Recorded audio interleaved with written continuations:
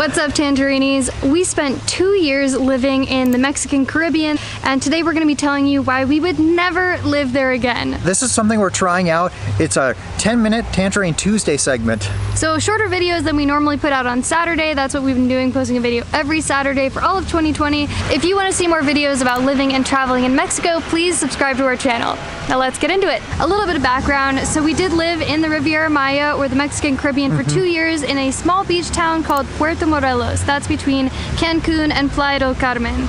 There was a lot that we loved about living there. In fact, we made tons of videos on all the things that we loved, like the beautiful Caribbean Sea, all the activities that you can do in the area, and going to places like Isla Holbox, Isla Mujeres, Cancun, Playa del Carmen, Tulum, Bacalar, Cozumel, like all over the place. So today is a little bit of a, on the other side of the coin, why we probably would go back to visit there but not live there long term. By the way, we are in the state of Veracruz right now, and masks are required here, so we're pulling them down to do segments of this video because I think it's really impersonal to be talking with a mask like this. You can't even see half my face. But anyway, so first reason is why we would not live in that area again long term is because it has a huge lack of culture and history. Quintana Roo is a state that's on the Caribbean, and it's a very young state, which means it doesn't have a lot of the things that we really love about the rest of Mexico, like big beautiful cathedrals and different cultural events and celebrations and holidays and typical food and dances, and like the list goes on and on. It doesn't really have all those things. What it does have to offer is a lot of beautiful nature, which attracts tourism, and that leads me to our next one. The Riviera Maya, the Mexico Caribbean, their economy doesn't produce any oil, any silver, any agriculture. There isn't agriculture. It doesn't produce a lot of eggs either. There isn't locally made handicrafts that they sell, that they export. The economy is almost 100% based on tourism. So that comes with a lot of negatives, at least for us wanting to live in the place. For instance, despite living in Puerto Morelos for 2 years, almost every day on our way to breakfast, we'd be asked, tours, honeymooners, you want to go snorkeling? You want to take a tour to Chichen Itza? Honeymooners. We've walked past you every day for the last 700 days. Bro, you've seen us every day. I've said politely, no, I don't want to take your tour, but that's still something we would have to deal with. And Puerto Morelos doesn't even have as much tourism as its neighbor cities. That's one of the reasons why we chose Puerto Morelos, because it avoided a lot of those things that come with heavy tourism. But we're going to break the topic of tourism down a little bit more later on in this video. Something that people love about the Riviera Maya is the beautiful bluish green water there. Turquoise, crystal clear. I mean, when you think of vacation in your mind, you're probably picturing a white sand beach with that exact water and a cocktail in your hand. But every year lately, when the temperature heats up, comes the sargasso, the seaweed, across the Atlantic from Africa. And this stuff piles up on the beach. Not only does it not look cute, but it smells awful, and it fills up the water. And I don't know about you guys, but I don't like when mysterious stuff is like tickling my legs. I like being able to see where my feet are and see if there's fish or sharks or whatever, like the boogeyman down there in the water. But when there's seaweed, you can't see that. So if I wanted to live on the water in Mexico, I think I would probably choose like the Gulf side or the Pacific side, someplace that doesn't get that sargasso. The next thing is, I don't think it's any secret that I hate the humidity. I've said it in live videos and previous videos.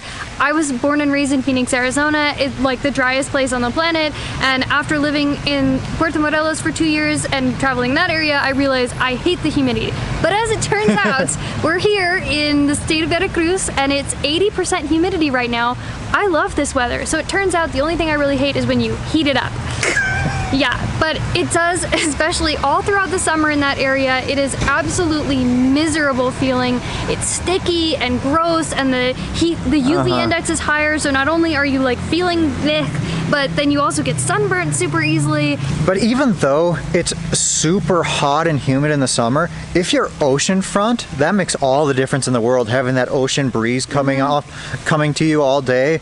But in the Riviera Maya, it is really, really expensive to live oceanfront. Oh yeah, compared to what we were paying on the Colonia side, it could be double or triple the price, and that's especially if you're looking at oceanfront, not just beachside. Yeah. But anyway, that leads us to the next one, and this has to do with humidity, and that is mold. I personally am a very sensitive person to mold of any kind, and if given you put yourself in a climate where it's really humid, it does rain quite a bit, and it's hot, that's like the perfect recipe for cooking mold all over the place. And we've stayed in several places in that area that had major mold problems. So that's been a serious issue for us, and one of the big reasons why we wanted to get out of there. Because we did notice, since we were traveling while living there, that was our home base, we noticed that when we went elsewhere, our health would get better. When we went back, our health would get worse. You were noticing it as well. So, but just humans in general, mold is not good for us. So that's a reason why I would never live there long term again as well. One thing that appeals to us about living in Mexico is the low cost of living, and although it can be lower than in the US if you're living in the Riviera Maya, the Mexico Caribbean, it's not that much cheaper there. Yeah, and in some cases the prices can even be higher than the US. Like Tulum, for instance, if you're on the beach side of Tulum, whoa buddy, like those are some sky high prices, some of which are even higher than food and drinks that we would pay for in Phoenix. The prices are much higher than most other parts of Mexico.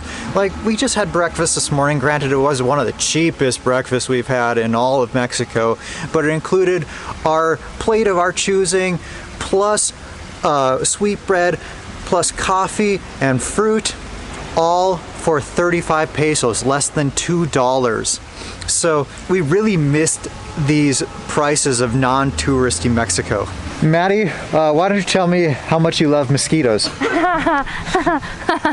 So much. It's my favorite bird. I'm just kidding. Yeah, that's another thing that we really despised about the Riviera Maya area, are the mosquitoes, especially like after a nice long hot day where you sweat your booty off. In the evening when it starts to cool off, you want to go outside and go for a walk or whatever. That's when all the mosquitoes come out in swarms. And I am personally a mosquito magnet, so that's kind of not the greatest for me. Not only is it annoying that you've got itchy bites all over you, but then you also have the concern of dengue. Dengue is a horrible thing that you can catch from mosquitoes, and there's really no treatment for it. You just have to suffer it out until you get better. I thank the heavens that I did not get dengue in our time there, but that definitely makes me not want to go back and live and risk getting it. Something else that comes with a place whose economy is based on tourism is tourist traps, scams, and people looking at you like you're just a walking checkbook. That was kind of something we felt like we always dealt with no matter what city we were in. Less so in Puerto Morelos than more popular cities like Tulum and Playa del Carmen, but it was still there, and that's really annoying where you constantly have to feel like you're on guard. And I don't think it would be quite so bad if you were there on vacation, but since we were living there, it's just something that was happening all the time. So much so that we actually made a couple videos on scams. So if you're planning to come to this area, Cancun, Puerto Morelos, Playa del Carmen, Tulum, Isla Mujeres, any of those places, we're gonna link that video on the end screen so that you can prepare yourself before you come, so you can have a more stress-free, scam-free vacation. Please let us know what you thought about our 10-minute Tangerine Tuesday in the comments below. And don't forget to subscribe to our channel if you want to see more videos just like this. One more thing before you go. Gong that bell so you will be the first to be notified whenever we release a new video. And we will see you on Saturday morning.